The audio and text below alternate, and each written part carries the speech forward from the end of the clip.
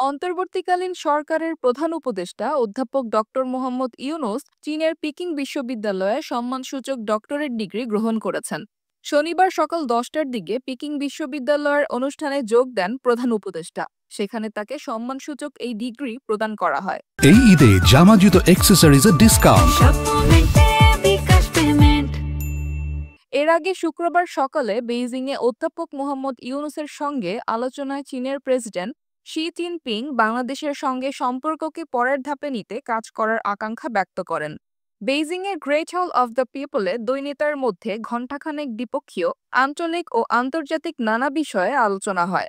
বৈঠকে অধ্যাপক মোহাম্মদ ইউনূস শান্তি, সমৃদ্ধি ও স্থিতিশীলতা প্রতিষ্ঠায় চীনের জোরালো ভূমিকা কামনা করেন। অন্যদিকে শি জিনপিং বাংলাদেশে চীনের বিনিয়োগ এবং চীনের উৎপাদন প্রতিষ্ঠান হস্তান্তরে সে দেশের উদ্যোক্তাদের উৎসাহিত করার আশ্বাস দিয়েছেন। দুই শীর্ষ নেতার দ্বিপক্ষীয় বৈঠক শেষে সহযোগিতার নানা বিষয়ে একটি চুক্তি ও 8টি সমঝোতা স্মারক সই হয়েছে।